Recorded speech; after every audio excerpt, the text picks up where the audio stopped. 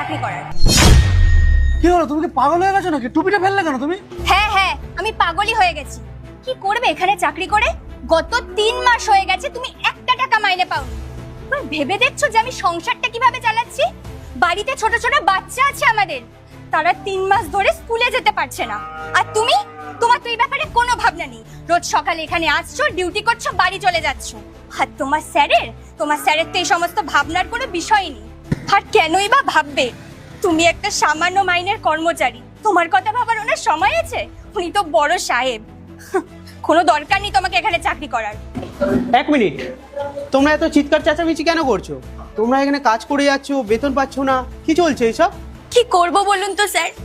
আমার স্বামী এখানে 3 মাস ধরে কাজ করছে, একটা টাকা মাইনে পায়নি। আমাদের সংসারটা কিভাবে চলবে বলুন তো?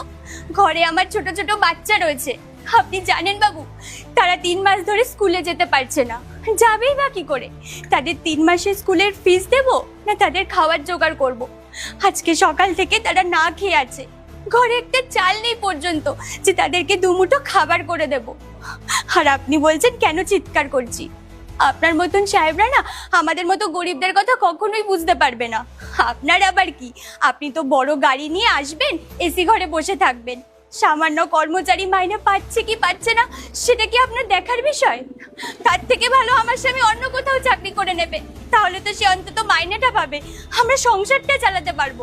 কি বকে যাচ্ছ তোমরা সকালবেলায়? এরকম কোনোদিন হতেই পারে না। দেখুন, আমার কোম্পানি অনেক নিয়ম নীতি মেনেই চালাই আমি। আর আমি মাসের প্রথমেই সবাইকে স্যালারি দিয়ে দিই। আর মিথ্যে কথা বলে কোনো লাভ হবে না, কেননা প্রত্যেকের স্যালারি রেকর্ড আছে আমার কাছে। আর তোমরা যদি স্যালারি না পেতে তাহলে নিশ্চয়ই আমি জানতে পারতাম। স্যার, আমার বউ একদম ঠিক কথা বলেছে।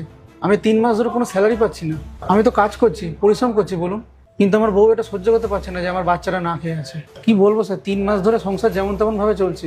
ঘরের ভাড়া দিতে পারছি না, মুদিখানার দোকানে টাকা দিতে পারছি না, আর আমার বাচ্চারা খালি পেটে রয়েছে। ওই জন্য আমার বউ এত রেগে টুপিটা ফেলে দিয়েছে স্যার। তার জন্য স্যার আমি আপনার কাছে ক্ষমা চাইছি, কিন্তু আমি কি করবো বলুন স্যার? দেখো, এরকম হতেই পারে না। আমার কোম্পানিতে একটা নিয়ম রয়েছে, কেউ স্যালারি পাওয়ার আগে রিসিভিংয়ে সই করতে হয়। আর রিসিভিংয়ে যখন এমপ্লয় সই করে দিয়েছে, তার মানে এমপ্লয় ঠিক টাকাটা পেয়েই গেছে। আর রিসিভিংয়ে যদি তোমাদের সাইন না থাকতো তাহলে ওই কথাটা আমার কেবিনে পৌঁছে যেত। দেখো, এরকম হতেই পারে না, তোমাদের নিশ্চয়ই কোথাও ভুল হচ্ছে। সাইন তো আমরা করে দিয়েছি স্যার, কিন্তু আমরা টাকা পাইনি। কুসুম ম্যাডাম বলতে যে তুমি সাইন করে দাও, টাকা তোমার অ্যাকাউন্টে ঢুকে যাবে, কিন্তু কোনো টাকা ঢোকেনি স্যার। আর ওনাকে আমি কীভাবে প্রশ্ন করবো বলুন? আমি এতটা শিক্ষিত না যে আমি এত বুদ্ধি খাটাবো। আর আমি যদি শিক্ষিত হতাম তাহলে আমি এখানে সিকিউরিটি গার্ডে চাকরি করতাম, তাহলে তো অন্য জায়গায় পার্ট 2 দেখতে সাবস্ক্রাইব করুন SJ সোনি ব্লগ 2M।